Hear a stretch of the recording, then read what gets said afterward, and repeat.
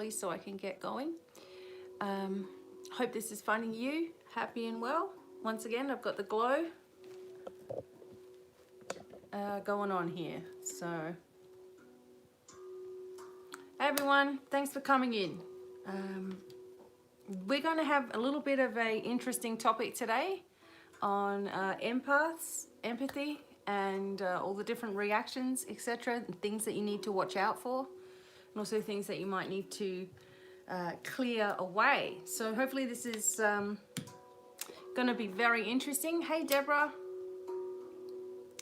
I'm just lighting some Palo Santo. Hey Shannon, thanks for coming in.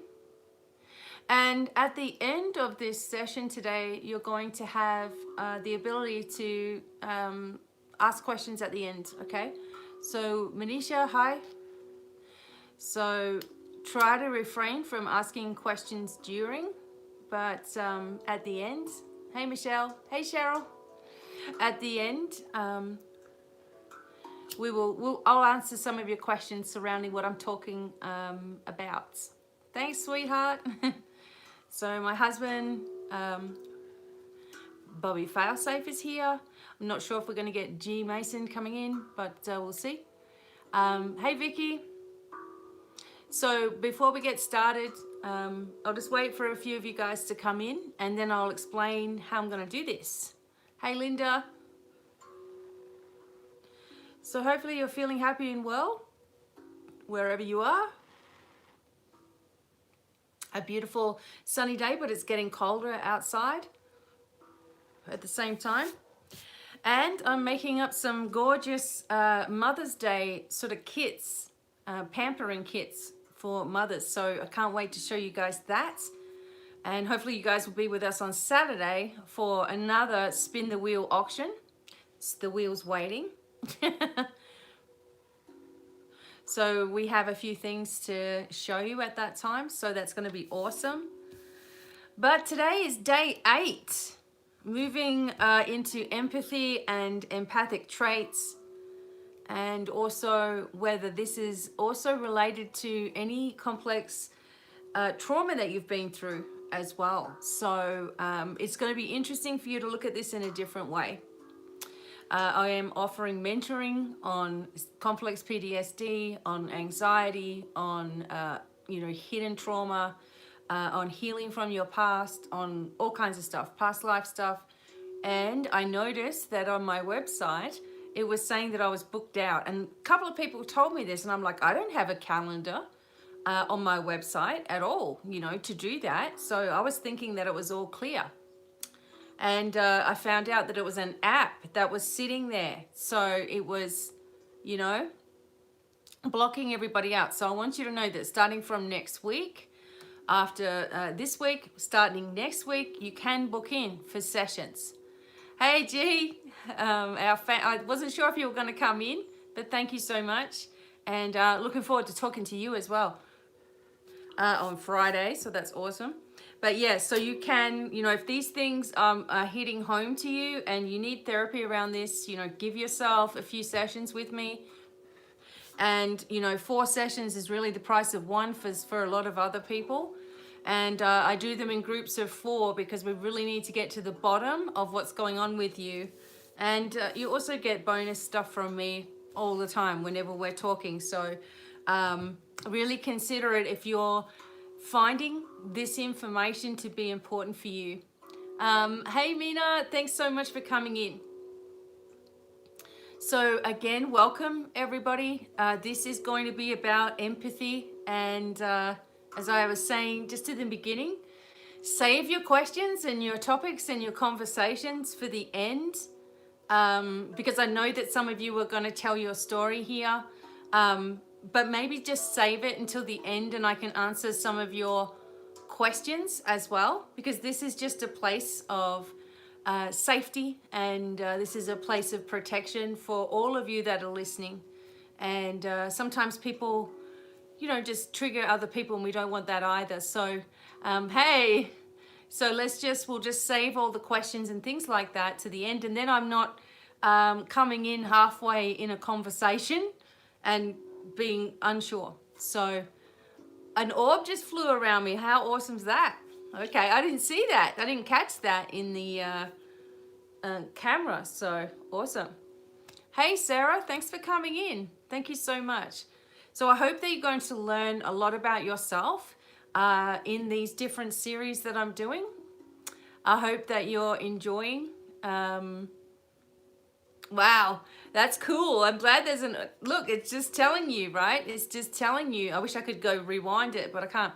So it's telling you, I've called everybody in. You can normally tell I'm pure white right now. So, oh, how cool is that? I can't wait to look at that later. I'm gonna shut my curtain, okay? Oops. Good morning. Okay. So it still doesn't matter, does it? I always just look super bright, so I guess that's what I get when I'm calling everybody in before I start. Again, thank you guys for coming in, and hopefully we might see some more orbs as well.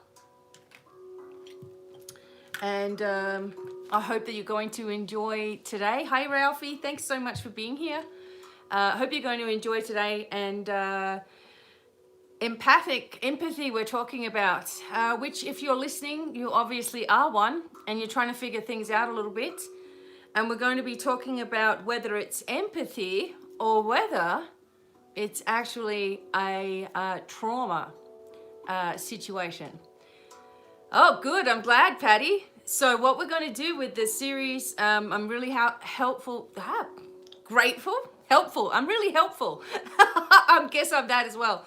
But I'm hopeful is what I was going to say, that these are things that you're going to sit back and think about. And, you know, obviously whatever resonates with you, you know, you work with that. If something doesn't resonate with you, that's okay as well, because it may resonate with someone else. Hey, Elma. And the interesting thing is that most of this information that comes to you is something that is channeled in, and so it's me asking questions. What's the next thing? What am I going to show them next? What's happening? And also from many years of reading books on different subjects. As I've told you guys before, most of my journey has been very self-taught, and there wasn't an internet back when I was 15. Sounds like a long time ago. Back when I was 15, you know, there wasn't internet back then. And, you know, I guess it was like 1990 or something. 1991 maybe, when I was 15. Yeah, so yeah, it's a long time ago, and there wasn't any internet, etc. So I did a lot of, no worries, Ashley. So I did a lot of study. So the reason that I'm bringing these forward is so that this can be something that maybe you can take notes on and you can start to understand yourself. So there's a lot that goes into this, but of course I can't sit here I would like to sit here all day and take you from A to Z of trauma and empathy and spiritual awareness and all the different defensive mechanisms that you have, and how this affects your aura and how it affects your chakra and the different layers of your chakra and all of the things and people and places and situations that are inside all of those and how they got there, and you know, astral traveling and going to other planets, and you know what happened when that happened, and disconnected energy, and when your body is all scattered all over the place, and then when you have a trauma, what happens to you as a soul, what happens to your energy field, what happens to your auras, what happens to your chakras. Believe me, I studied it all, I know it all, right? And I know, and it's all there, it's all interesting to me. So I have to concentrate that into some kind of course, but I'm going to explain today about empathy. And when I get started, just for the people that are coming in now, thank you so much for coming in. At the end of this segment today, try to hold off talking and you know, sharing and all that sort of stuff with each other, because at the end, you know, you can ask me a question. So you can ask me something that's going on. Hey, Elaine. You can ask me something that you've experienced and what it might mean, at the end of this. Because what ends up happening is I turn off my chat while I'm talking, especially when it's an important subject like this, just so I can get the information out. And when I put the chat back on, there'll be a ton of stuff that is just, you know, everybody's just talking amongst themselves, which is fine. But I'm coming into it and I'm trying to read it, understand it, help this person, this person, this person, this person, and it starts getting spread out. So we'll just do it this way, where we'll keep everything until the end, and then I'll stick around at the end and answer a few of your questions for a little while, so that we're ready for the next lesson. So tomorrow, so it's already day 8. Tomorrow, depending on what we are going through today, tomorrow I will figure out what we're going to look at. It might be just doing some readings, I don't know. But I think that you guys have been enjoying, and as Patty said, listening to the series and understanding it. Yeah, so that's awesome, Vicky, because yesterday it went a little bit like, it just felt like it was, there was a big thing going on and I was unaware of it until I was looking at it. So fantastic. Shanna, hopefully you will enjoy what's coming out. Hey Desiree, after the show, links are coming your way. Okay, so Hippie, thanks for being here. And yeah, see, so it was just like, it was really big, and it's really hard for me when I'm just coming in from talking to see all of this trauma going on, people telling their stories, and people, and I don't mind that, but it's like coming in at the end of a show and trying to figure it all out while you're live. Just so, and you know what I mean? So there was some different people, and I get that when there's different people in. So we'll save it to the end, and I appreciate all of you coming in. So what I usually do is wait about 15 minutes after the time, when I've scheduled the time to be here. I'll wait about 15 minutes for you all to come in. So whoever comes in after that, you know, is late or whatever they're doing, you know, that's cool. Or they have come in late, it's not their fault. But I usually will try to get started then. Otherwise, it's just, I'm just sitting here for a while doing nothing, you know. Oh, you're welcome, Desiree. So going by yesterday, judging on yesterday, what we were talking about, emotional flashbacks, there's probably about another 20 or 30 hours to talk about emotional flashback. Okay, so emotional flashback was yesterday. Shanna, today is about empaths. So any of these subjects that I'm talking with you about, if you would like them to be in a more concentrated course where you can really learn, you know, bit by bit by bit, leave a comment. And it's something that I feel is necessary, because we have to filter out all of the things that are still holding us back, so that we can be very energized as we move forward, forward movement on the next levels. You know what I'm saying? So we don't want to have any of this stuff still around. We need to have an understanding of it. And when I speak to you today, I'm going to be speaking to you about your the 4 different types. Hey, Marissa. I'll be talking to you about the 4 different trauma responses, the 4 different types of personalities, and each of those 4 different types can be hybrid with each other as well. So you could be one and the other, okay, or a mixture of all of them. But most people fall into those 4 categories. I need to explain that again, so that you'll understand how to deal with your empathy and your levels, and whether it is empathy or whether it's trauma responses. So I'm going to go through those things again, and making sure that you are not just, I mean, some people say they're so sensitive and they're just picking up everything, but they could just be traumatized as well. So we need to know the difference, and how this may represent itself or present itself in your life as well. And also, if you are a true empath, okay, that you can learn today how to only shut that, like only have that come on while you're working with someone without absorbing all of their stuff. So you're aware of their stuff, you're very good at helping to heal, etc., but you are not involved in it at all, that you're not taking it on. And I do feel that there is, great, okay.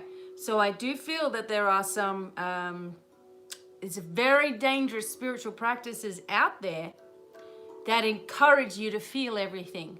And I don't think that that is supposed to happen, because it's going to cause you all kinds of problems. All right, so I'm just going to wait a minute or so more. I need to light some sage here. And just a quick note and a quick reminder, Mother's Day is coming up. If you have a special gift that you would like for your mother, or you'd like me to make something for someone special in your life, this week, so probably by Saturday, you'll see on the website for Rock and Gems that I'm going to make up 2 types of baskets. One is a little bit cheaper, but it will have pampering stuff in it, and crystals in it, and sage and stuff to look after themselves. And one will be expensive, a little bit more expensive, like $100, but it's going to have about $300 worth of stuff in it, and handmade stuff from me also. So Mother's Day bundles. I've got Dead Sea salts for the bath. I've got beautiful handmade vegan soap, plus handmade stuff that I make, and my selenite wands and all kinds of stuff. So there you go, Shannon.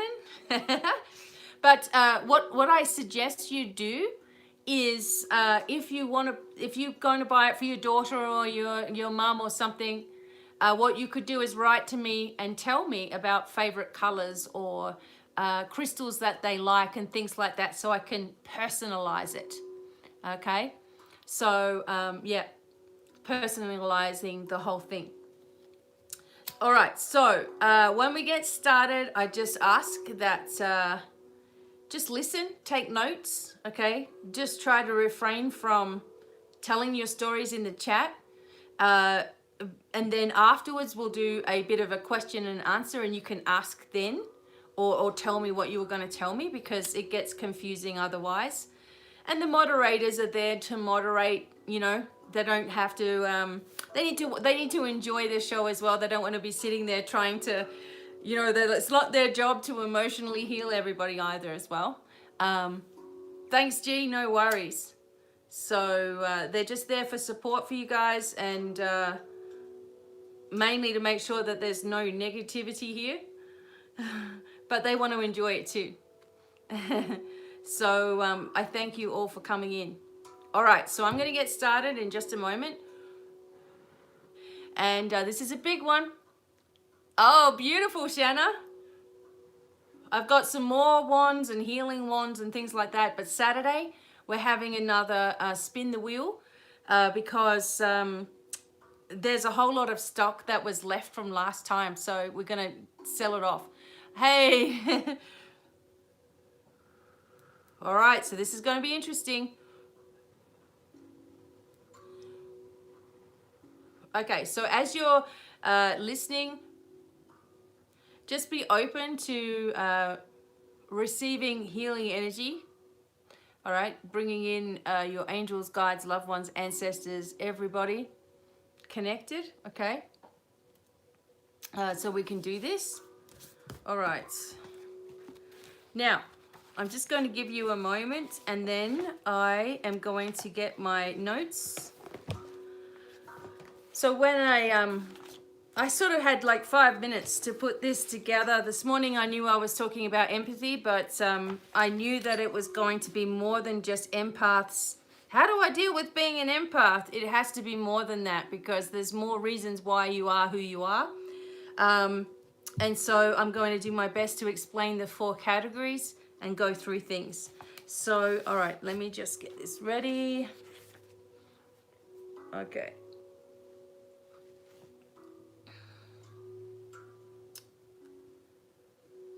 Okay.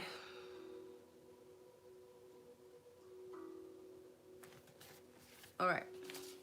So firstly, we will just talk. Hello, Bill. Thanks so much.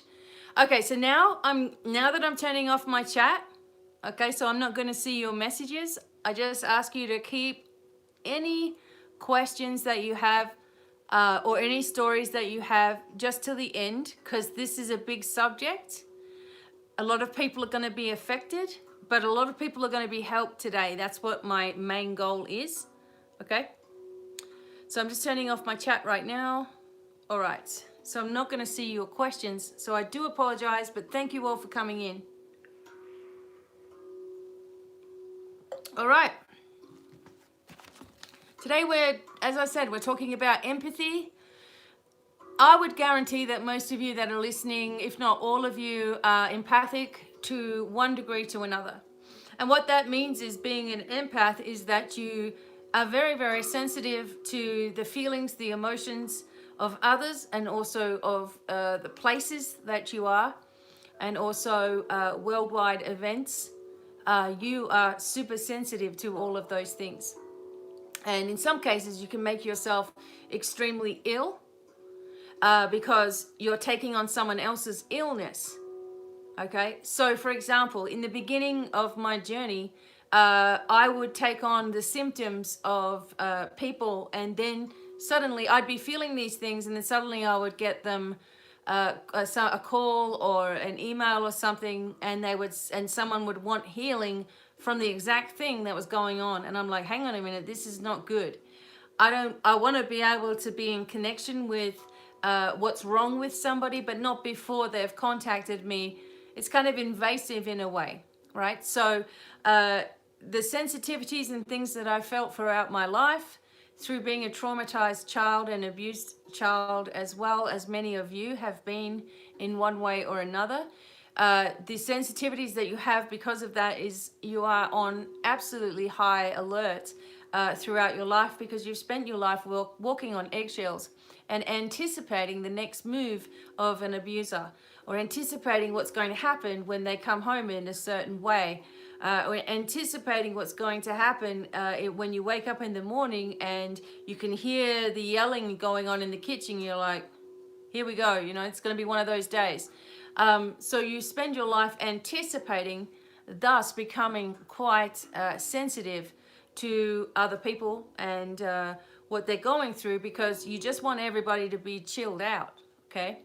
So trauma and empathy kind of go hand in hand. Although some children that are born now, or maybe in the last, maybe since the year 2000 or so, are highly sensitive, or more sensitive than we are, because they've come in with those sensitivities already intact, right? So the empath that complains, and you hear this a lot, well, I'm just an empath, and so I just feel everything. It's a load of rubbish. People who say, well, I'm an empath, so here it comes, I'm going to feel this, feeling sorry for themselves, basically. And, people who use it as an excuse in everything that they do have not understood what empathy has actually been designed for. Okay, so they've gone into it as being sorry for themselves, or being a separate type of spiritual person, or a separate type of healer, because they're so sensitive, or whatever it is that they're saying. But they're owning it as the biggest problem and burden in their life. So because they're sensitive, then that's what they say. Well, that's because of this. It's an excuse for everything that goes wrong, and it's an excuse for their physical being, energy being unwell as well, and they just live with it. And I say, why would you do that to yourself when you can be an powerful healer and an empath and never take on anyone's crap ever? And that's what we've got to get to. Okay, and I want to explain the complexities of trauma in itself, because you may not even realize that that's where you have sat in your life. That's where your survival instinct has kicked in, is because of certain things that have happened, and this is the way that you, as a person, as a soul, as a being, have dealt with it. And it continues until you start to become really aware of it, and then you can be really in control of it, okay? So let me get my book. So just a little bit more about trauma in itself. So there are some people that suffer from complex PTSD, trauma responses, all kinds of mental health issues, let's just say, because of the trauma responses that they've had as a child and how this has affected them. No one's really helped them to get out of that cycle, but rather has suppressed them with drugs and, you know, pharmaceuticals, or maybe even into therapy, and the therapist just drags it on and on and on. You don't actually get anywhere. And when I was studying psychology, the thing that sort of turned me off of psychology, I don't know if you've heard that before, but the thing that stopped me from pursuing it all the way was the fact that it's never going to be about the therapist helping the client get a result. It's about the client understanding themselves and getting their own result. And that didn't wash with me, because that's going to take forever, for one, for them to actually figure it all out. And for two, why not help them straight away and get them to understand themselves in a way in which they can manage their symptoms and understand why they have been going through what they're going through. The other thing about psychology is that there's no spiritual basis behind it. Except for Carl Jung, who brought in a little bit about our dreams, etc., and other things, but and had an understanding of energy, etc. But there's no psychologist talks about having a spiritual awakening, which can blow your mind if you have one and you're not prepared for it. And so that all in itself can be talked about too. Just a sec. Okay, but sorry guys, I've always got to have some background music. It's just how it is. Yes, so, you know, many of you have gone to doctors, to therapists, to healers, to all kinds of stuff. And if you don't understand your role in your healing path, then you will feel like nothing works, you know.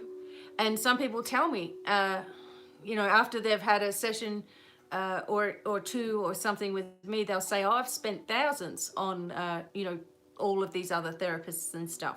But they haven't been told that, you know, this is not going to work, and it won't work. None of your healing is going to work unless you have an expectation of that happening and an understanding of why things have happened to you, and getting out of the self-blame, getting out of the hating on yourself, getting out of these habits that you have put forward for most of your life, okay? But understanding that that's not something else to blame yourself for, okay? And understanding energy plays, like we said, you know, from day one.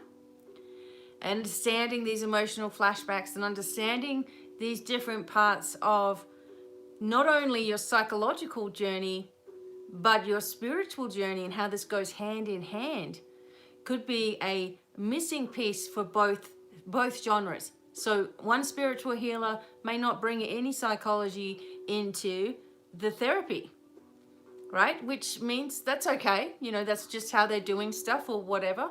But there could be psychological stuff that you need explaining as well, and why it's there. And same with the psychologists, most of them are not going to look into the spiritual because they're all about science, you know, even though there's a lot of proven things in science with how energy works and reacts to each other, right? And, but they don't put it together. It's all, you know, you're not allowed to be any kind of woo-woo. Luckily, for myself, I can just do it how I want to do it, which is fantastic. So it's an aspect of all different types of philosophies and, you know, mental health and all those sorts of things, and understanding it. Now, it doesn't mean that you're perfect, far from it, but, you know, it just means that you have a better understanding of things, and that's what I'm trying to bring to all of you. Again, like I said, you know, these are going to be more, I'm going to do these in classes so that you'll be able to you know, have the recordings there or whatever as you're going through sort of a little bit of a course about it, which will also help you if you are interested in being a healer. Now back to empathy and more about trauma. Okay, so I'll just read you this little bit of information here. So, trauma occurs when attack or abandonment triggers a fight or flight response. Now remember, we've talked about that. Either you'll run away and hide, or you're going to stand up and fight. There's 4 different types of trauma responses, and they can be hybrid, so they can be all mixed. So we're going to get into this as well. So intensely that the person cannot turn off the response until the threat is completely finished. Okay? Well, he becomes stuck in an adrenalized state. His sympathetic nervous system is locked on. It's just locked on. Sympathetic nervous system is turned on and can't toggle into relaxation function of the sympathetic nervous system. So you can't get into that place of relaxing. You're completely like just triggered, right? You're completely stressed inside of yourself because an attack on you verbally, physically, emotionally, spiritually, or where you feel abandoned, something happens all of a sudden, triggers this response from you. So your body is in this stressed and heightened state. So when a child is attacked and hurt by a bully, for example, after school, he may remain in that hyper vigilant, fearful state until someone takes actions to ensure that he will not be re-victimized again. So someone reassures the kid, hey, I'm going to protect you. This is not going to happen again. And that's the only time the kid settles down. And this stops the hyperactivation in the nervous system, right? So if they've learned from experience that he can come at least one of their parents, so if the kid learns, okay, well, my dad's going to protect me or my mum's going to protect me. When a kid learns that when he's hurt or frightened or needing help, he can tell mum or dad. It's usually one or the other. He will grieve the temporary death of his sense of safety in the world by verbally ventilating, crying, and angering about it. Okay? So this is a process of grieving. This too can mimic itself into empathy. It sounds strange, but it can mimic itself because of a trauma. You start becoming oversensitive to stimulation around you, people around you, situations, everything, and it can come into paranoia, etc. So the parents will report the bully, take steps to assure that it won't happen again, right? And the child will typically be released from the trauma. That's a typical scenario. He will naturally relax back into the safety of parasympathetic nervous system functioning. So everything starts to settle, okay? Simple one-incident traumas can often be resolved relatively easy if there hasn't been some kind of trauma in the past. So this is just a simple kind of a thing that happens. But if the bullying happens on a number of times and the kid decides not to worry about asking for help, or he lives in an environment so dangerous that the parents are powerless to ensure safety, it may take more than parental comforting to release the trauma, right? So if the trauma is not too continuous over too long of a time, a short course of therapy may be all that's needed, provided, of course, the danger or the environment has changed, right? If the kid keeps going back into the same sort of traumatic situation, then that hyper, sensitivity is going to keep vibrating like this, right? And so when the trauma, however, is repetitive and ongoing, i.e. abuse at home, sexual abuse, physical abuse, emotional abuse, loss of parents, loss of the strength, the one parent that was good, right? Or they've just gone, or they're just, you don't know where the hell they are or what's happening, or you never knew them, right? You may have been born into a traumatic situation. It's ongoing and no help is available. The child may become so frozen in trauma that the simple onset of PTSD, okay, or a stress disorder starts to kick in.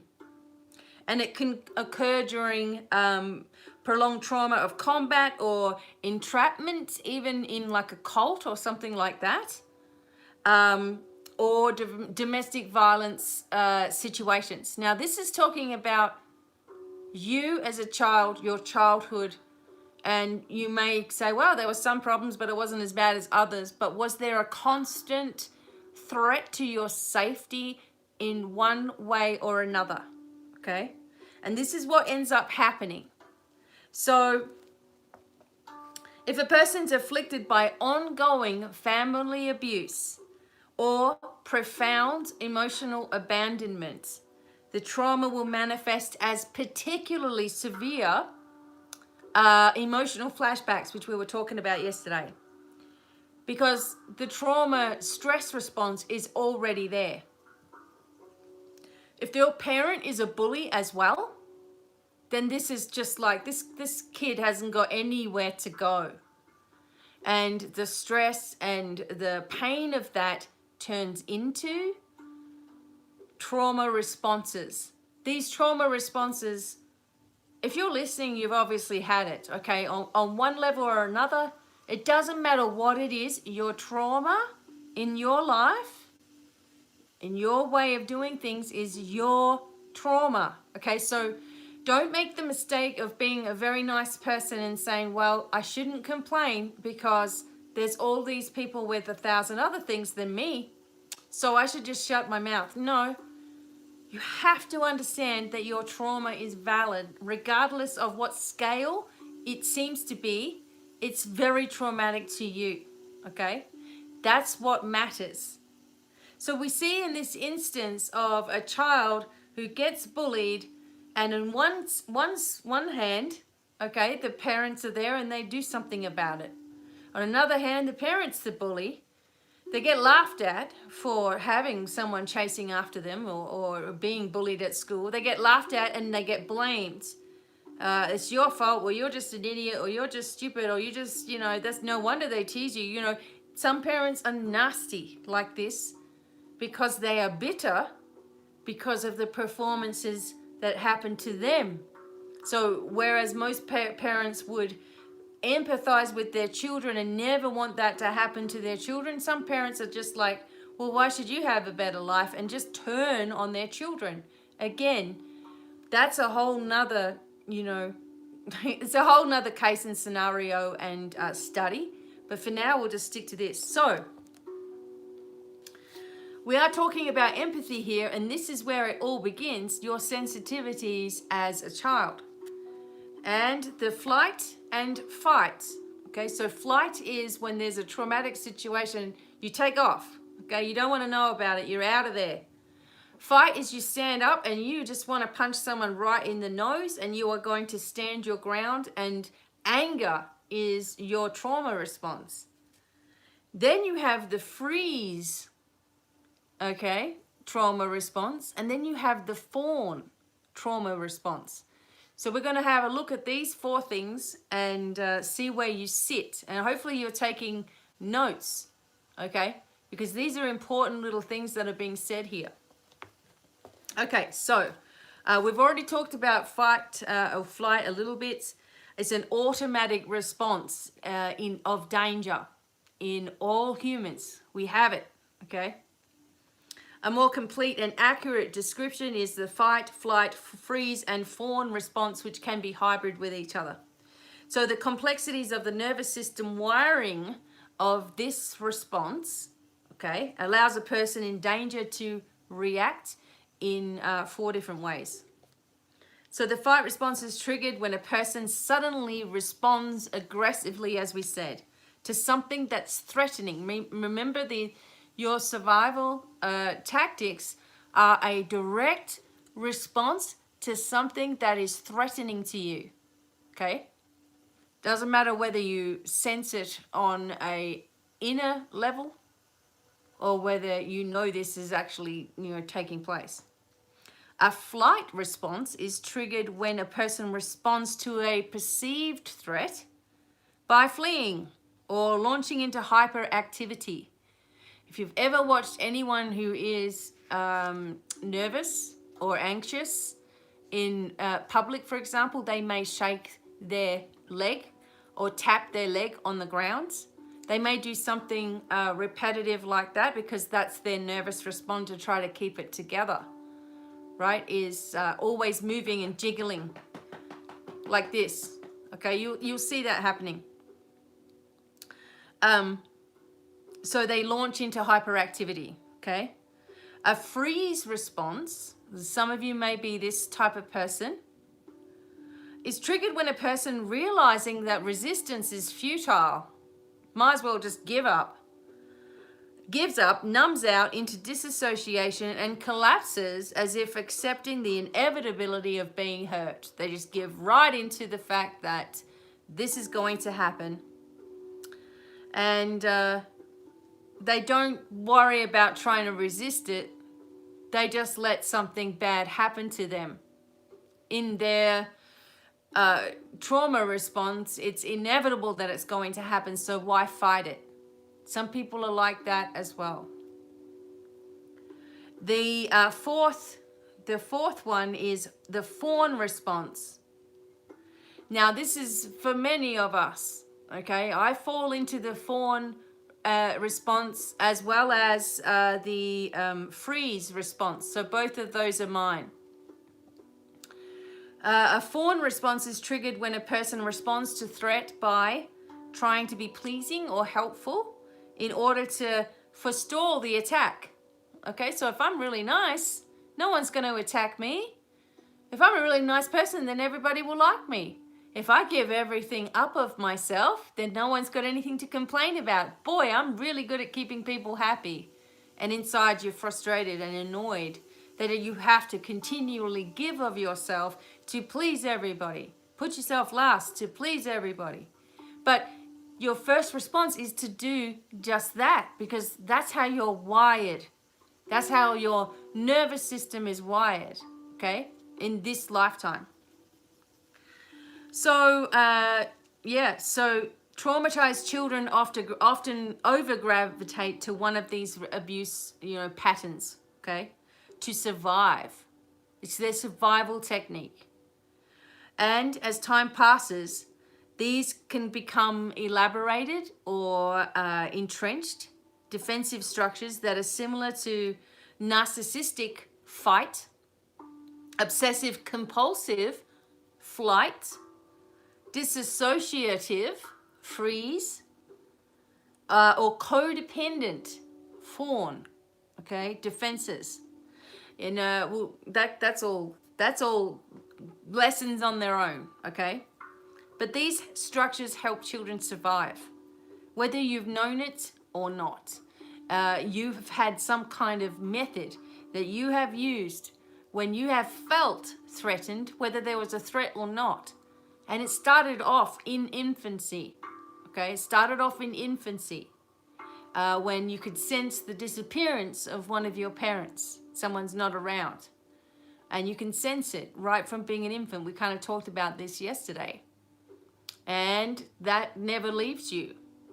That abandonment is so gut-wrenching as an infant when the parent's suddenly missing, that it creates, a conglomerate of time that continues itself throughout your life and opens up like it's the first time that it's happened to you. So these structures help children survive, etc. So even worse, they can remain locked into these patterns in adulthood when they no longer need to rely so heavily on one primary response pattern. They don't need to rely on it, but it's a habit by now, which is what you guys are going through. You have to identify yourself somewhere in the spectrum. And once you've done that, then you can understand why things happen in the way that it happens to you, why you react the way you've always reacted, and why you've gone around in circles with the wrong situations, wrong people, wrong relationships, wrong friends, why you've been used or abused, manipulated, because you have gone into a trauma response. And what's worse is that this trauma response also has the connection of empathy with it. So empaths are sensitives. Why are they sensitives? Because they've dealt with some kind of trauma in their life and learnt in one way or another that they want to help other people. But if you haven't healed your own trauma, then your trauma can bleed into your work, right? And therefore not really going to have the full effect of helping someone, because you'll spend your life being triggered by what they're telling you. Okay? So for example, understanding all of these responses that we have without any blame to ourselves. This is not about you going, well, now you've got something else to fix and poor you and, oh, it's your fault. It's not about that. It's just putting these labels out in front of you and understanding all of the things in your life that have placed things, that have pushed you into those places. Okay? It was a response. And it was a survival response. You did what you needed to do at that time. That's something that you need to remember about anything that you feel is a mistake. You did what you needed to do, what you felt was right at that time. Whether it was the biggest mistake of your life or not, it doesn't matter. The intention behind it was a good one. Okay? There are some people that have bad intentions, and we're trying to not focus on that today so much, but there's a personality disorder with that. The narcissistic disorder is one of the biggest ones. But anyway, so as you learn about yourself, then when you have people, and if you decide to work with people in your life or just connect with anybody in your life, you're going to learn how to distance yourself from their issues and problems and not get yourself involved in it, right? And be able to then observe the situation and give the appropriate advice. But if you're a healer that is, really involved and connected and intricately, friendly and going to visit your clients and, connecting in, it's too close, And I have to be very careful with that because I'm a friendly person in myself, right? I'm just naturally friendly, right? That's my personality. And so when someone has an issue sometimes, they can latch on to somebody who is friendly and kind because they may never have had that. And it can start to become unhealthy in that way. So as much as I love working with everybody and helping you, I have to pull back if I feel that there's an unhealthy attachment going on, and then I can address that more distantly, right? And so that can just be in anything. Someone thinks of me as their sister that they lost, or their daughter that they never had, or a mother that they never had, right? That kind of thing, because of the nurture. A lot of people will respond to nurturing, okay? And, I've never had it. So someone's helping you and nurturing you in an unhealed reality, that can seem like something that it is not, okay? And so you have to remain as a healer, as an empath, as a spiritual person, as an aware soul that you are, and learning how to be even more so. You also have to learn to protect the boundary, making sure there are boundaries in place in your life, which is going to help you 1,000-fold. It's going to help you to get really strong, which is why I talk about empowering yourself so much. That you can be aware of a situation over here and it no longer induces a traumatized, oversensitive overstressed response from you. And it's very freeing. It's very freeing. So you can sympathize, you can empathize, you can understand. You've even been there in some cases, in some people, in some situations. However, you are disconnected from it. Again, that is extremely freeing for you and takes you to a whole another level with your awareness. Now, I don't have my chat on right now, so I was going to tell you guys if you're just coming in, I don't know who is, but just in case, at the end, I'm going to take some questions about the subject that I'm talking about. Okay, so I can see if I can give you some advice in that way. All right, so, all right.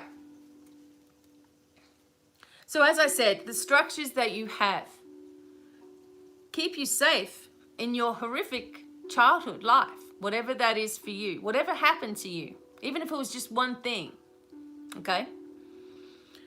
But leave you limited and narrow in how you can respond in your fullness of your adult life. Like I said, you get locked into these patterns, and even as adult, you don't even realize it, but you just think you're being a nice person, or you just think you're being oversensitive, or well, you just must be stupid because people take advantage of you. No, these are your reactions. These are your responses to trauma or the inevitability of trauma. The thought of trauma. It's like you have to be, like I said before, if you've been the type of kid that walked on eggshells not to upset the apple cart, then you have an anticipation energy within you that you need to be prepared for something all the time. So your adrenaline, is just on all the time. And then you become fatigued. When you become fatigued, you become vulnerable, and the cycle starts all over again. So many things inside of all of this. So it's important to understand the variances in your childhood patterns of surviving, neglect patterns, abuse patterns, birth order. So where you sit, I was actually, my mum had a child first that died at 6 weeks old, and then my brother Nathan, who died when he was 26, and then me. Right? So I'm kind of like third in line, and then there's my younger brother Stephen, and then my younger sister Amelia, and my younger brother Timothy, and Marshall. So there's a whole ton of them that go, right? But I ended up being the oldest, just as well, I guess, in some ways. Okay, so looking at where you sit in the family, looking at genetics, looking at what your parents were like, and whether you're completely the opposite, so you feel like you came from the milkman, or whether you're the black sheep, which a lot of you would be. If you're in this energy, you're here to help yourself. If you've come into spirituality, it's most likely to try to help yourself to heal from your past. Okay, a lot of people start in that way. And definitely I did as well, trying to heal myself from the past, and going somewhere where I felt I was accepted was into spirituality.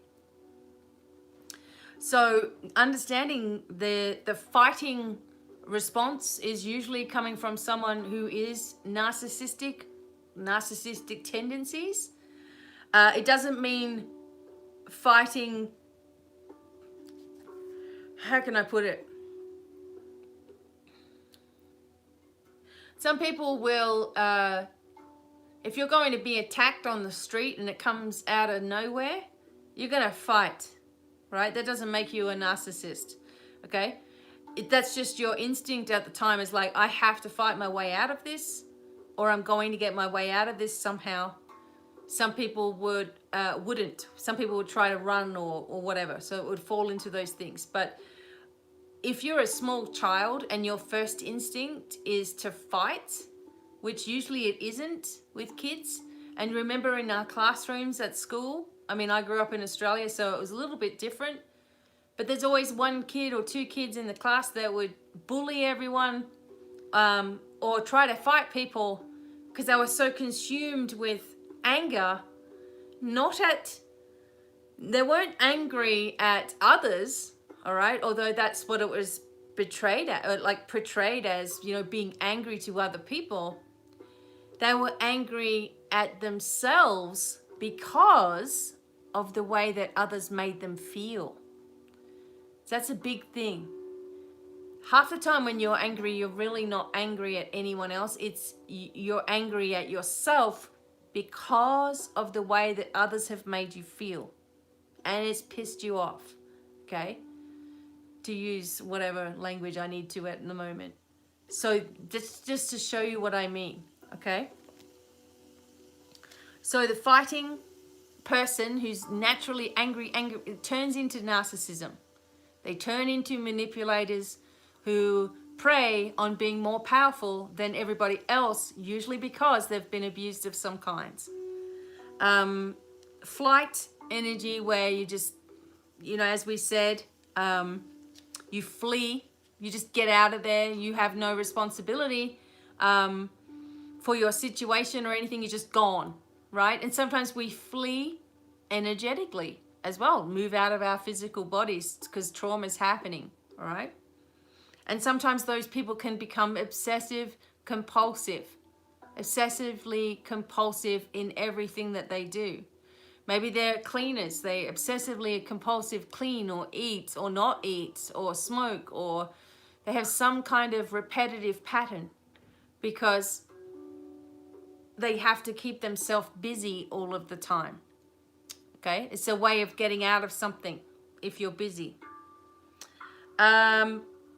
Other people may have that freeze, you know, energy, and they disassociate, right? So, you know, when you're in the freeze response, you realize that resistance is futile. I'm just giving up. Oh, well, I've been, you know, with this person this long, I just might as well just stay there. It's all giving up. And they become disassociative, disassociating themselves from everything and everybody eventually. And then feeling really sad and lonely because of that, all right? And the fawn becomes codependent. So the fawn is so wanting to please people so much that they will, you know, take an abusive partner, for example, as a challenge. Okay, so you're a jerk. Okay, I'm going to fix this. I'm going to fix this. They take it as a challenge, and sometimes in some cases empathize with their abuser, and on it goes. These are trauma responses that are sometimes people think that they're empathic because they have these trauma responses going on in their life and they become sensitive. Remember, your trauma means that you start becoming stressed in the nervous system. It's not functioning properly, okay? So you may take that as being extra sensitive as a way to just label yourself, or that you're an empath as you move into spirituality. Wow, I feel everything. I'm really absorbing everything and this is all happening to me. Well, it's happening to you, that's for sure. But is it really happening because you're an empath all of a sudden? Or is it happening because you haven't dealt with probably, you know, thousands of things in your past that were trauma responses in your life?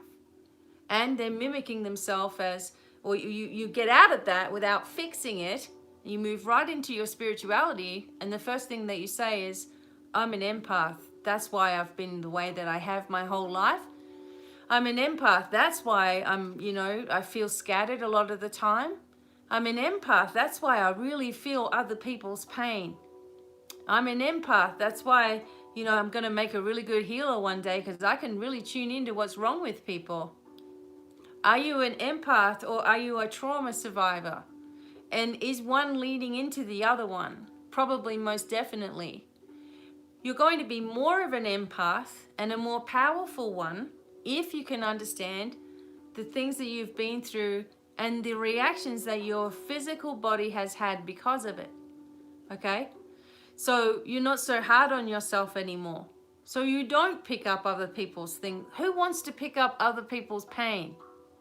Only someone who wishes to punish themselves will wish to feel someone else's pain, right? That's not being a good empath. It's not being a good healer either. You shouldn't be feeling anything.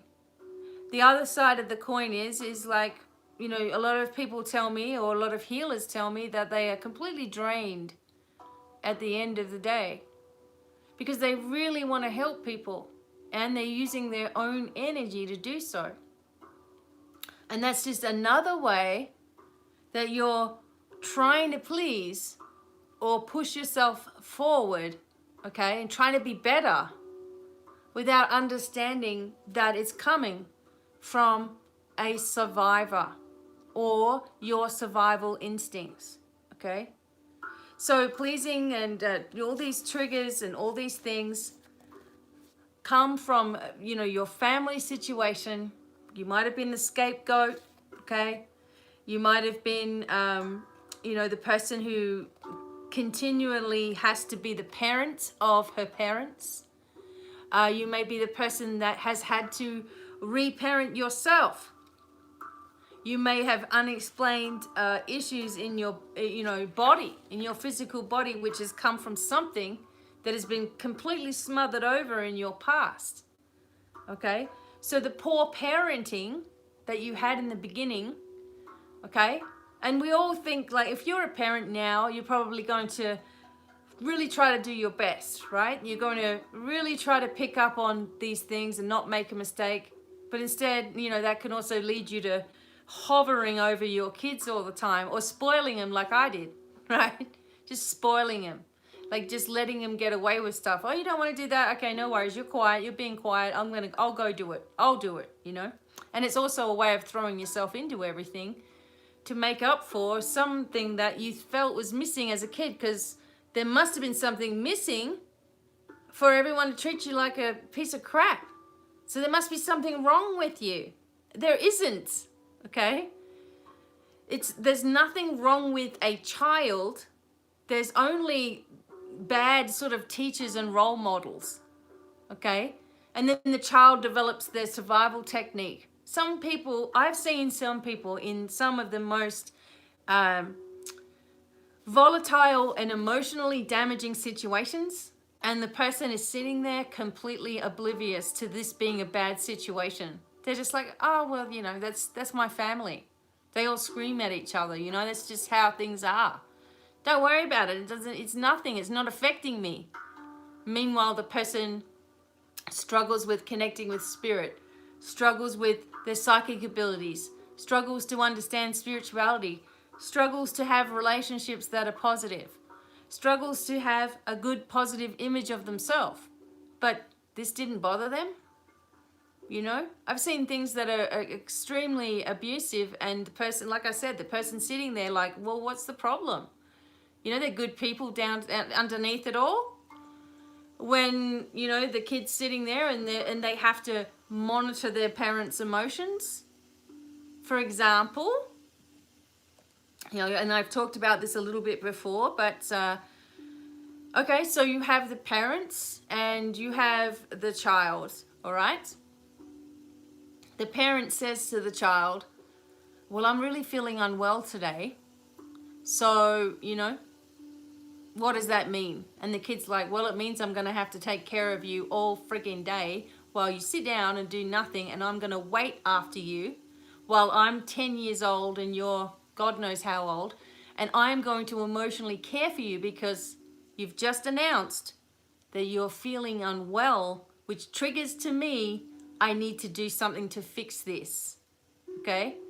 I've seen this happen a lot in families. I can't get over how it happens a lot. And not always just mothers doing this to their kids, you know, fathers as well, manipulating their kid, for example, making the child, demasculating their child.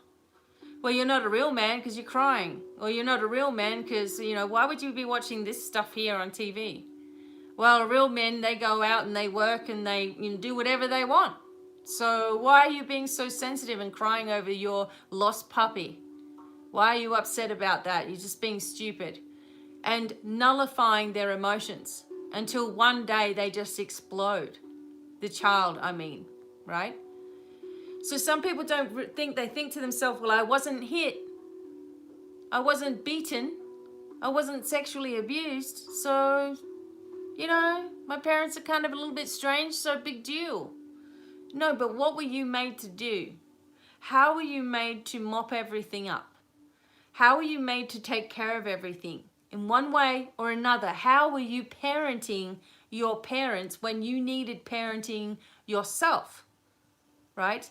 And so this all adds up into your empathic traits of the caretaker, the person that needs to look after, the person that needs to be the older sibling all the time, the person that even needs to be the partner to their mother or father in single family relationships, etc. Sometimes it's sickening how the daughter is suddenly the wife. How many times have you seen that in your life? Not actually seen the physicality of it, but the dynamic being strange. You know, the one girl doing more than the other kids, the scapegoat, the one they're going to pin all the blame on, okay, is usually the older one for some reason. Younger ones in families usually on some level get babied in some level. But even being babied is debilitating, right? It make you feel like you can't do anything. So every place that you are in your life, in your childhood, every place that you are with your way of thinking, everything that you've been through in way of trauma has an effect on your capacity to work with your spiritual energy as well. It has an effect on how you relate to other adults, people. If you're a girl that was attractive all your life and you didn't even know it, but everybody else seems to know it because all the things that have happened to you or whatever, then you may feel like you're never going to have a true or real friendship because it always ends in someone being jealous or taking advantage or hurting you or picking on you or sexually abusing you somehow because that's all you knew. And so you decide that you don't want to be someone who's remotely attractive because being attractive causes, you know, attention that you don't want, unwanted attention. You know, when I was like 14 or something or other, about 14, 15, just before I moved back from the United States to Australia, I just cut all my hair short. I wore a baseball cap all the time and I wore boys' clothes, not because I was trying to be a lesbian or you know, I don't have any of those inclinations in my life at all. But I didn't want to be recognized. I just wanted to fit in. I just wanted to be one of the guys that worked at the farm. Just leave me alone, you know. Don't come anywhere near me. Now that all changed as I, you know, after that period. But when I was vulnerable in that position, because I used to work at a farm and, you know, learn how to do all the farm work and stuff at one point in my life.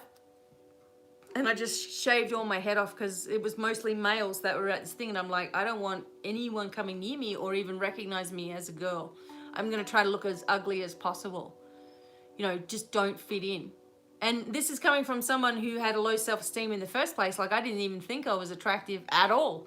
You know, especially when you're bullied your whole life, right? It's just like, to me, I was like, well, my personality is the thing that gets me through. I can make everybody laugh, you know. That's what I thought I had going for me. But it's like you will look at your own life and your own responses and maybe you wished you were attractive or pretty or handsome or something. And you wished you had that because then life would be easier. Let me tell you, it's not. Right? It's not. Because nobody genuinely, especially when you're growing up, connects with you because jealousy is always involved, or they've got to be better, or they've got more money, or you know, you live a different life than them, or you know, you can't have people come over because of your house. You know, how many people are listening are embarrassed of the state of their house when they were a kid, or where they lived, or who was in the house, or what might happen to your friends, etc., etc. It just goes on and on and on, right? Now,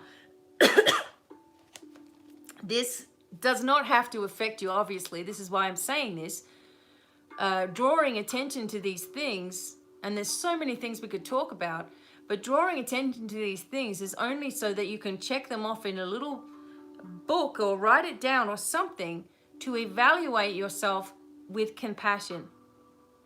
Understand yourself with compassion, because if you don't give it to yourself and you don't forgive yourself for how you've treated yourself, regardless of anybody else and what they've done to you, how you've treated yourself, how you've suppressed yourself, how you've stopped yourself from shining because it might upset somebody, how you've stopped yourself from progressing because who will say what and who will do what and who will think what, from stopping yourself from being spiritual because your parents who may have been abusive to you in some way or another are actually somehow religious as well on top of it, even though they were, jerks or abusive or dragging you from one place to another throughout your life.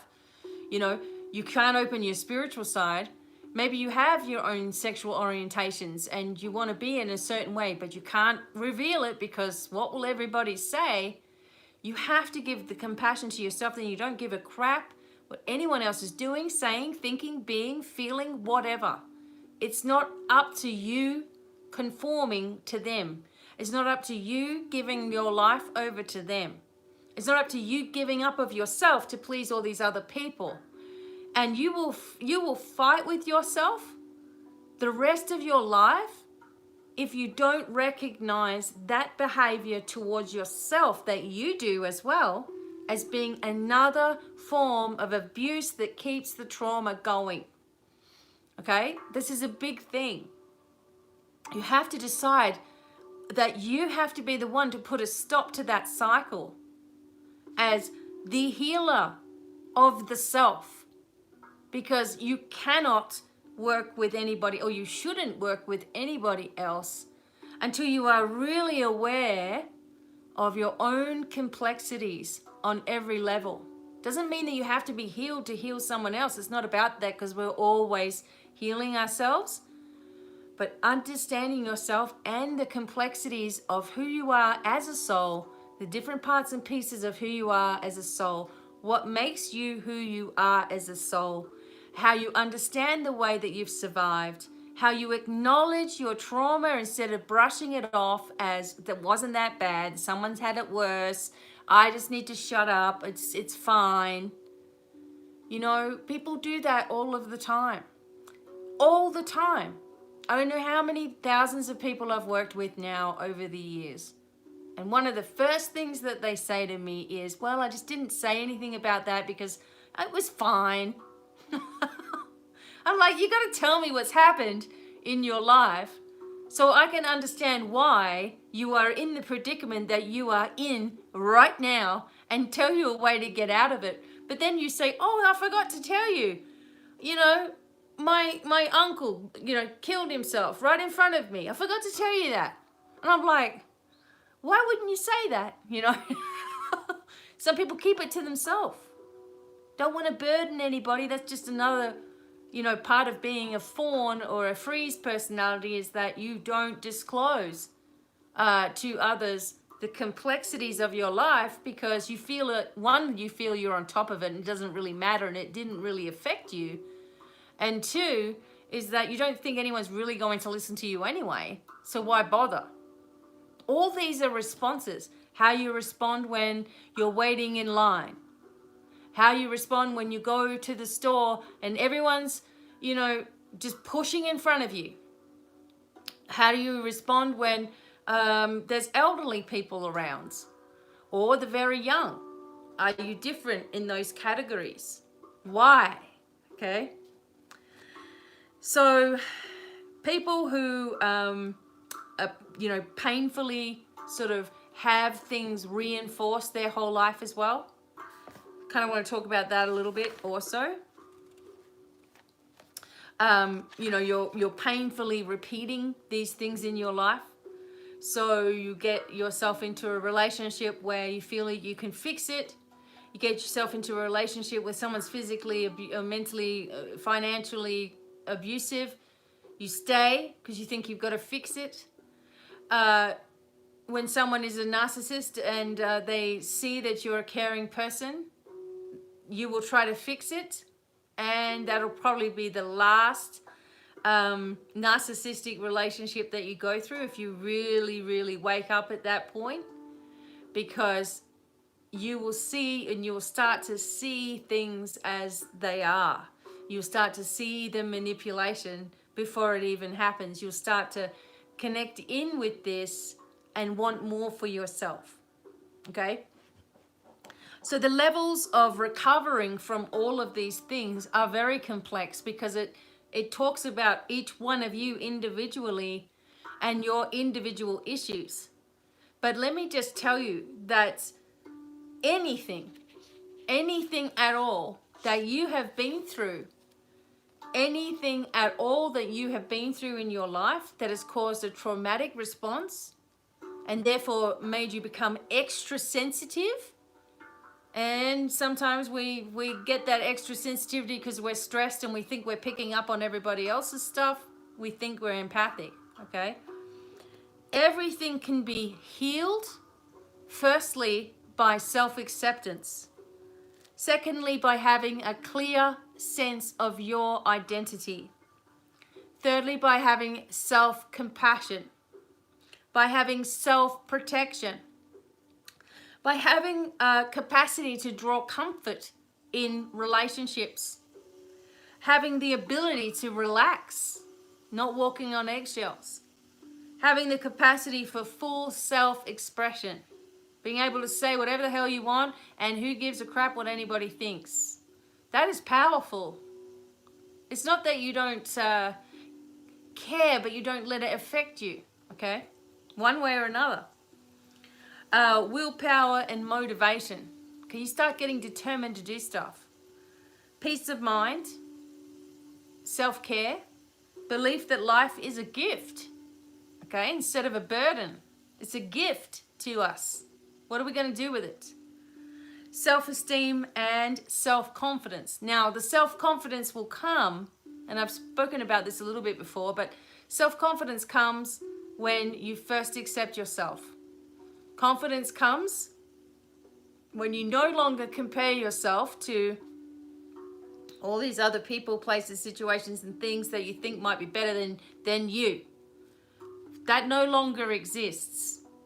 All right, you can get there. I know you're going, oh, how do I get there? You can get there. I'm telling you from experience. That's where all this comes from. Experience. It doesn't mean that I've got it all and I know it all and something special about me and someone donged me on the head with a wand. Believe me, that did not happen. This is thorough training myself for a number of years, and I'm trying to compact it into these lessons for you, right? So, ongoing work in your recovery, in your responses, and in your connections, in your spiritual work, and working on yourself daily, one day at a time, with the biggest expression that you give yourself is, oh my God, I am on top of this. So you're not saying, okay, one day I'm going to get there. Oh no, I've got this. I know what I need to do now. That's the difference. And then when you can figure all of those things out, and you can shrink the critical mind, and you can shrink the blame game, and you should have done that, and you can stop comparing, and you can stop being stressed about every situation in case it goes wrong, because that's all you've ever seen. And you can start being in control of your life, your relationships, the people, the life you want to have. And you can understand that through that, you can be a fantastic, empathic worker, healer, guide, counselor, no matter what your background has been, no matter how much or how little schooling that you've had, because basically all of you have had the school of life. And if you've had schooling on top of that, well, fantastic. My schooling was books. I was a mother, just before I turned 17. So I've been a mother since I've been a kid myself, right? Looking after. And some of you can totally relate to that sort of stuff. But when I stopped exhausting myself and the reasons why people do what they do and looking for their motives and looking for their problem, and then, oh, well, it just must be me. It's just easier for me to shut myself down and la, la, la, la, la. when I stopped doing and all that examination and instead decided it stops right here and now. Right here and now. The person that was Becky, that was this abused person, that had nobody, that had nothing, that was homeless, that was bashed, that was abused in all ways that you can imagine, should be dead. That person is gone. That person was my lesson. That life was my strength. That is who I was at that time, surviving. Now, either I curl up in a ball and stay in it, feeling sorry for myself, having medications and going on, being depressed and suicidal and, all those things that most people who would have been in my situation would have done. Instead of doing that, I turned it all around, bit by bit by bit, and knew somehow intuitively, I knew what I had to do was discover the mind, how it works, how this comes into play in your life, in your relationships and people. Now, it doesn't mean that it was instantly I got it, because I'm figuring this out at 17, 18, like this is what I've got to do, and still falling myself into abusive relationships for some time, right? But in that time of going through all of that, learning, gathering information, working stuff out about myself, etc., just like you do, okay? But then putting it all into some kind of formula of a way that I could understand it, and then thinking to myself, hey, this can be easy to show people now that I've kind of got it all together, right? And then you still learn more. And as you're developing into healing and healing with the self, you learn about the functions of your body, of the aura, of your systems, how they affect your life, how things can slip into those places and pull you back into those emotional flashbacks. You think it's finished and then you're pulled back into something, and how you can cope. So it doesn't mean that your journey of empathy that you have is a difficult one, okay? But it does mean that your journey of empathy and your spiritual growth and your understanding of yourself is ever changing with regards to whatever situation you have in your life at that time, right? So you're adjusting things to the time frame that you are in. And you also have to be compassionate with yourself as you are thrown back into the past sometimes, not because of yourself, but maybe because of your kids or their parents or grandparents or your parents, or something that just turns up unexpectedly that you have to deal with, that makes you have to parent again or fix it again or go back into that old energy until you understand it and don't allow that to happen to yourself, So for example, if my mum were to contact me right now and, say she needed something or whatever, it would be really hard, but I would stay very firm about, no, I'm not doing that. Sorry. I don't know who you are. Sorry. This is finished a long time ago. Why are you here again? Oh, that's right, you must need something. Okay, no, that's not going to happen. Now, the old me would have been like, oh, that's your mum. You got to talk to her. You got to, what are you doing? No, if something's closed, if a doorway's closed because when it's been opened in the past 1,000 times, it's had nothing but pain behind that door, why would you continue to open it? Someone's in your life, as a parent, say for example, to bring you into the world and hold some kind of vibration contract or whatever it is.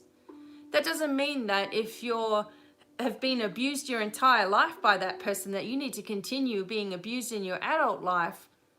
That's your life.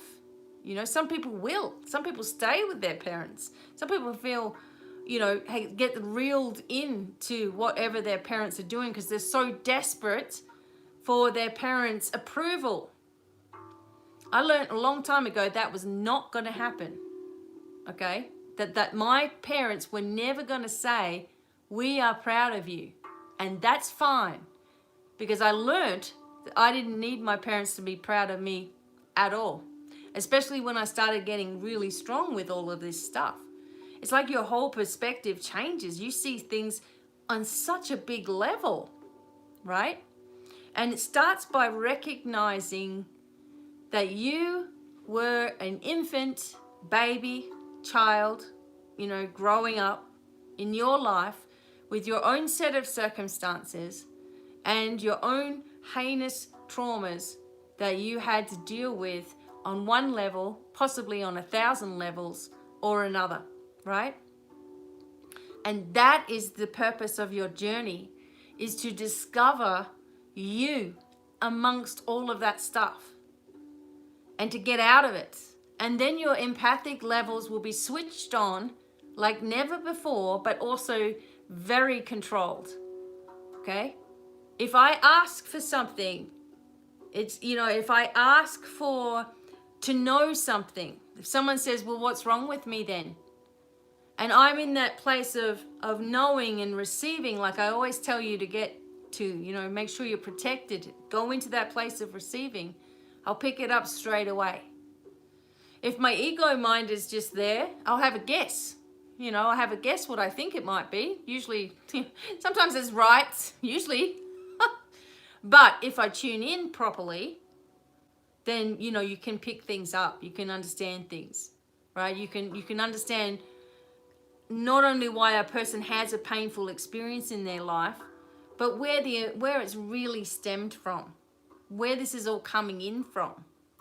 And when you're empathic or emotional or kind or loving or sweet and all that sort of stuff, you may not even be doing anything so for example, you may not even be tuning into your parents or your brother or sister or something. You're not even thinking about them. But the sad part is if you haven't disconnected properly, they are still hooked onto you somehow and can make you feel guilty or make you feel upset or make you feel like you need to call or, maybe I should just give up this, where I'm standing right now, and maybe I should just make up because it'll be easier. They reel you back in to that drama that you actually escaped in your life. And they pull you back in because you haven't disconnected everything. And then they figure out, well, that didn't work. That's an emotional plea that I had over the phone. This didn't work for this person. So what am I going to do now? Well, the emotional side of stuff didn't work to draw them back in. Maybe I'll just be super nasty. And then they'll be shocked and they'll wonder why that's happened. And so then you get the parent or whoever it is in your life that is abusive like that, suddenly shock you with something really mean.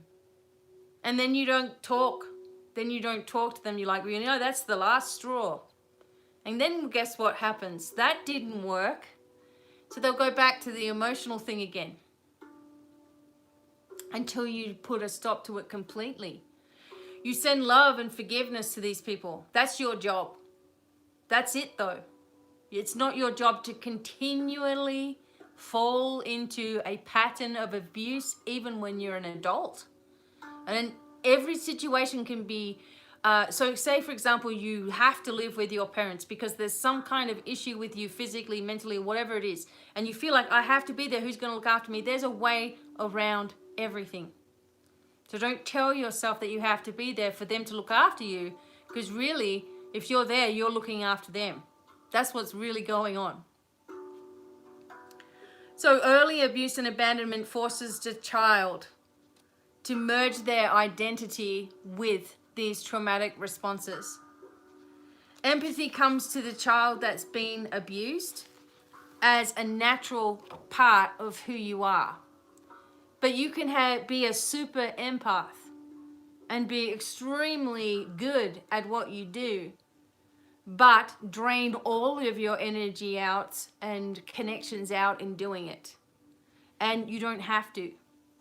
Once you work on the self like this, like we're talking about, okay, understand that You've probably been told 1,000 things about yourself that are not true at all. And sadly, we as sensitive people believe the negatives that have been said to us rather than listening to anything that may have been positive in our life. And we think that can't be true, all that positive stuff over there. What's their angle? What are they really after? Because we've been used so many times. Someone be's really nice to you, or like, something fishy about that. Because that's what's happened to you throughout your life. Or how could they possibly love me? Nobody else has. What's up with them? There must be something wrong. I'm going to see if I can push them away. These are all responses from someone who's been abused. I'm going to push them away and see what happens. Oh, they haven't gone anywhere. Okay. Maybe they do mean what they say. Let's see if I can just be really nasty for at least 3 months and then see what happens. Right? So there's responses that you have. There's situations that you put yourself in because of your past. I hate to say it. But, and you know, if you go to see a psychologist, it's a funny joke because they'll say, how's your relationship with your mother? Tell me about your mother. Why? Because the mother is supposed to be the nurturing one, the one that helps to shape your emotions, the one that's supposed to care naturally. It comes more naturally as a nurturer for a woman than it does a man. Not saying that there's men out there that aren't the nurturers. I'm not saying that. But in the general sense of things, the one who gave birth to you, because you have that extra connection of being, you know, in the womb and in the belly and with them for a long time before you're actually born. If you've gone through all of that connection and then you're born and suddenly the connection is stripped away from you, it's like raw nerves and a tooth missing, right? It's just grinding on you your whole life. If your mother was a nurturer like mine, she was a nurturer until I was about 4 or 5. And suddenly this thing was completely like a walk-in. Like someone had just taken over my mother, like a dark entity out to destroy me. Suddenly the woman who I just looked at my mum like she was the most amazing thing since sliced bread. You know, I adored her on every level.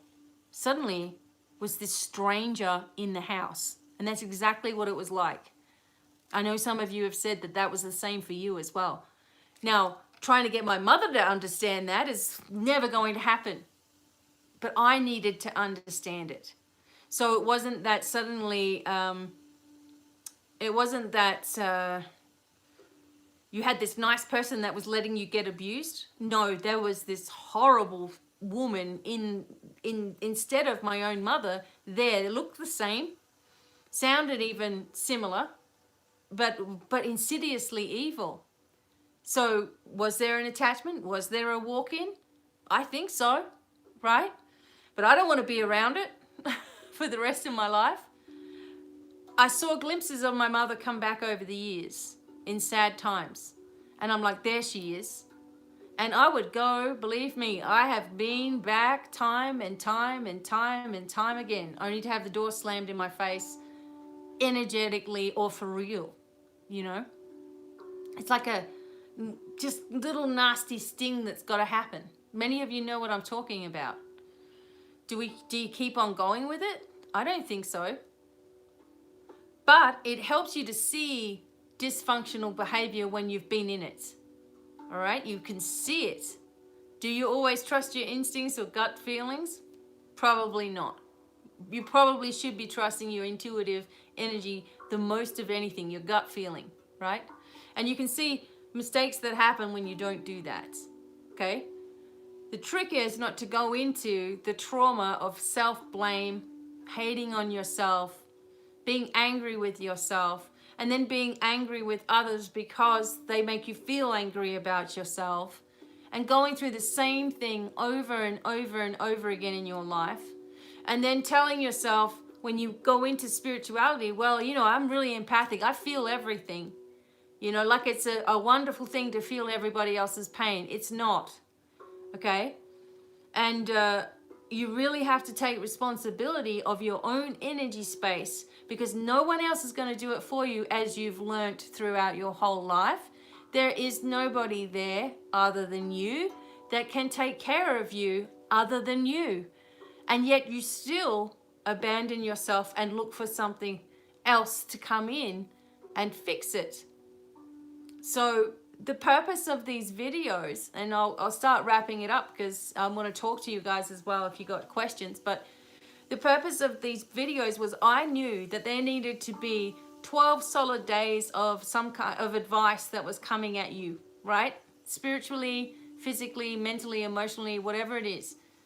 And it hopefully will set a seed in motion of growth, you know, set the seed of knowledge, learning about yourself on these deeper levels. Maybe for the first time for some of you, examining yourself with compassion. There are people out there that say, well, you're just stronger than me. Well, you know, it was harder for me. Or, well, it's just not like, and you're in denial. You know, in denial that you can get well. Or are you afraid to get well because you don't know what it's like? Or you're waiting for the other shoe to drop when you get well. Oh, well, I'm going to do so well and then something will happen. Some people live like that too. That'll just be a self-fulfilling prophecy. If you continue fighting it off, that it's hard or it's different or I'm different or life is different or I can't do that or I'm not as tough as that or whatever you tell yourself, you're in denial still. And that is a form. It is a form of trauma. It's also a form of grief. It's a place of grief to be in denial. So there's other things that may have taken place for you as well. The energy of the empath is to help others, to help themselves, to be sensitive to the needs and wants and desires of other people, but not take it on. To place yourself in protective barriers, to make sure there's a circle, but you know, there's a boundary between you and anybody else that they can't cross over in one way or another. Because only when you've maintained the energy of your protection and the energy of your spiritual self, only when you've maintained that can you work on the bigger levels of empowerment. When you don't have all this distraction, you can work on the bigger levels of empowerment and free yourself once and for all. You do not have to live with the heaviness of the world on your shoulders because you're empathic. If someone tells you that, then you need to run the other way because that's not true. All right, you can be the greatest healer by being extremely empowered within yourself, have an understanding of someone's situation and how to adjust things and help them to fix themselves. Right? But you do not have to take it on, take it home, take it to bed with you, overthink, overdo. It's consuming your life because you won't last 5 minutes doing that. So you start by examining yourself, examining your traumatic patterns with the understanding that there is a way out of it. All right? This is not something that you will never fix. This is something that if you want to fix this, it will happen. If you believe in this being something that you can conquer, believe me, you can. If you can conquer this, then you can do anything. And all of your anxiety and your stress and your worries about how you look and whether you'll find the right person or partner or this, all the worries that you've built up as being a defeat to you as a person will suddenly open up doors. They'll just suddenly be there, the right person, the right situation, the right job, the right house, the right location. Everything will start falling into place. As long as you don't sabotage it by saying, well, I wonder when the shoe's going to drop and something bad's going to happen. You know, that's the old nattering and chattering that you will have to fight throughout your life. You will have days when it's crappy. You will have days when you feel like crap. You will have days when something is adjusting, you know, and most people, they get an adjustment and they're like, oh, I'm sick, I need to go to the doctor. Probably just having an adjustment. Oh, I'm feeling a pressure back here, then it must be a brain tumor. You know, the worst of the worst of the worst is always happening, you know. Or when you enter into your spiritual knowledge, and it's a freedom, it's not a restriction to be spiritual on any level, however that is for you, is your thing, okay? But if anything is restricting you or making you feel bad or making you give up everything of yourself just to be a part of it, then that's got to sound some warning bells for you, okay? Same with anything that's going on in this world.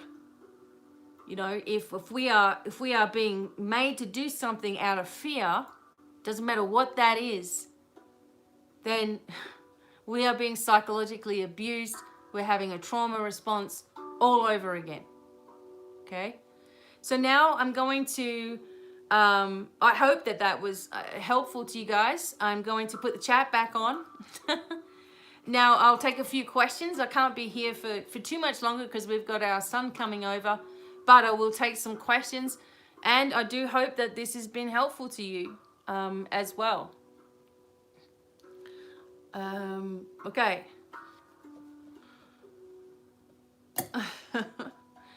All right. Okay, so I'm back now and I can see, okay, something's happened. So hopefully you guys are all good. You're welcome. Okay, is there anything that you don't understand about what we talk? I mean, I know that this is just brushing the subject.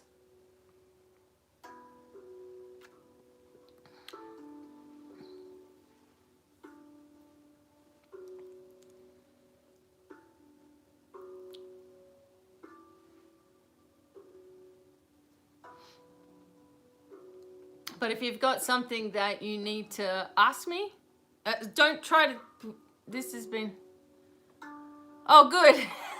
See, maybe no one has any questions. Okay, I'm glad as well. Would you guys be interested in a course on you know, psychological development or, you know, PTSD and surviving and all that sort of stuff? Oh, fantastic.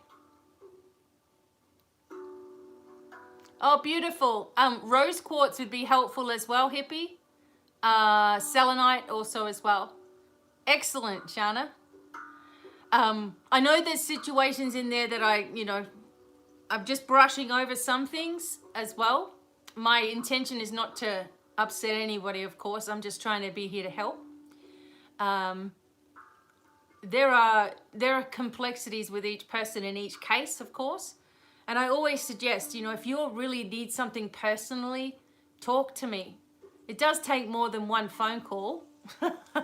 It is going to, I mean, if you just want to have a chat and do a reading or something, then that's fine for one phone call.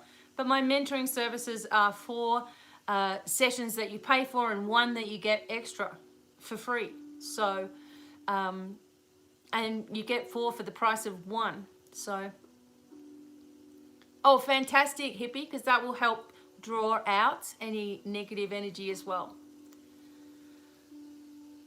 I came here to learn to help others heal, and I'm healing so much at the same time. I love that, Desiree. And that's the goal, is that you're sort of like humble enough where you're like, you know what, I need to understand every level of this, and then I can help people so much better, you know. That's what I sort of set myself out to do. I thought I need to know and absorb everything before I can reach out in the public, which is what I did.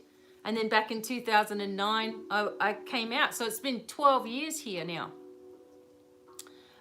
trying to share it.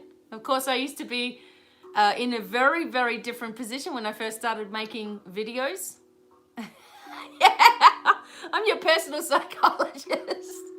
I'm the person that went and started studying psychology and stuff and went, nah, there's a better way than this. I'm working on saving for your sessions. Okay, awesome. And as you know, guys, you know, the sessions, you can pay them off. You don't have to have, you just have to let me know what you're doing. Yep, for sure. So when you're healing from your trauma, etc., sometimes you need someone to talk to, and that's fine as well, right? What kind of healing work session to schedule? Well, the best thing to do is if you say, for example, feel like you have more than one big issue going on, the best thing to do is you schedule a call, which is kind of like a intake. It's what I call an intake call, and we sort of figure out what you need from there. Now that one can just be like a cost of a normal call with me, right? And then we figure out what you need. And that's probably the best way to go about it if you're not sure. Okay, now next week is when phone calls start. This week we've got visitors and people through the house, and all this stuff was going on with the 12 days, and we've had the oven being fixed and people coming in and out with parts for the fridge, and like, oh my God. So it's been very, very, you know, hectic here. So phone calls haven't been a good idea for this week, but next week for sure. Yeah, so you can always just order a reading even and just say, okay, make a recording for me and I'll make a recording for you. This is what's happened to me, and I can give you suggestions, you know, that's the thing. So yeah, there's all kinds of stuff going on here because we've got our son came from Texas unexpectedly on Sunday as well, and you know, in and out, etc. Also, if you want extra help, and you know, Patreon is there, and I do meditations for you guys. We do our own free webinars there, and also channeling sessions where I'm channeling and you guys are asking questions. If you're a patron, that's all part of it. I used to have Patreon, you know, I think it was a year or two ago, and I couldn't keep up with it in the right way. And now I've organized this sort of formula, and it works really well. So for $5, you get 10% off all services on, you know, 3 different platforms, as well as having daily help, advice, meditations, you know, not daily meditations, but we do meditations and webinars, etc. So there's ways in which you can do this. If you went to a psychologist, you're going to be charged a lot of money, and they're not going to look at every aspect. I mean, some of them do. Very few of them that I've seen do, though, because they don't understand the spiritual side of it as much. So there's all that. Then you've got all the energy plays. Then you've got all the past trauma. Then you've got past life stuff and issues. And they affect us in this life. The past life energy affects you until you figure it out as well. When you're having healing and mentoring, you have to go into it also with the belief, you know, that this is happening. Yeah, we did the renouncing vows today on Patreon. That's good. I'm glad that some people listened to that already. Fantastic. No, they don't want to look at that sort of stuff, and I get that. So, oh, thank you, Vicky. Thank you so much. Yeah, so my idea is that eventually, yeah, you repeat all your problems because they want you to, the answer to that, Sarah, is they want you to come up with a plan. You've got to figure out what's happened to you, and that's a long process, isn't it? Whereas someone can say, hey, maybe it's this, and this, let's explore these things and help you to get there. A psychologist wants you to get there yourself. Oh, fantastic, Vicky. Awesome. So, yeah, I don't have it. So what do you pay them for? Well, you pay them for their name, their schooling, I guess. Yeah, I guess that's what you pay them for, is the schooling and stuff. And some of them, you know, some people believe in the science, and so they're going to believe that a psychologist is going to help them. And so that is good in itself, you know. The belief in something helping you is a lot of, you know, 90% of the work, isn't it? So that's what happens there. Okay, no problems, Rafi. Thanks, Shana. That's lovely.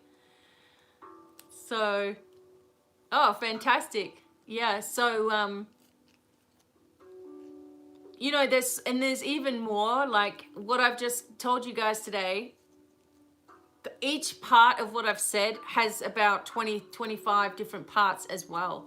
And I don't want to overwhelm you all with all of this stuff, but you know, I will create them into probably lessons and courses and things that are you can listen to at your own time and go through, and they'll be affordable for you. That's why I always suggest the Patreon, because you're going to get discounts and everything. But I really appreciate it. Thank you, Shana. So I'm glad to hear that it's a good teacher when there's not so many questions, so that's good. Does anybody have anything else that they wanted to add today before I finish?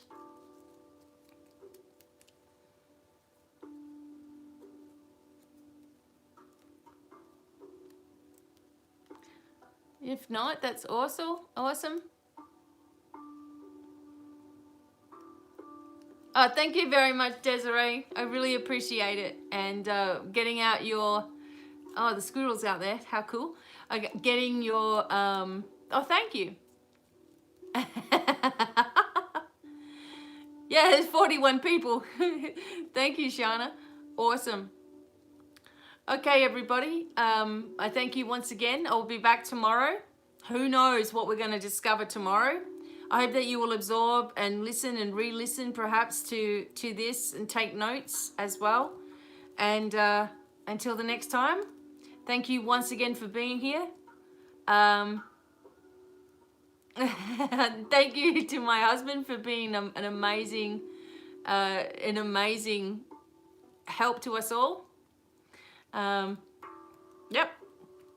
Schizophrenia, I'll help you with all of that stuff too, all of the mental health disorders. I have got it all covered. And yeah, my wonderful, okay, Ashley, I'll talk about those types of mental health disorders and how they are spiritually as well.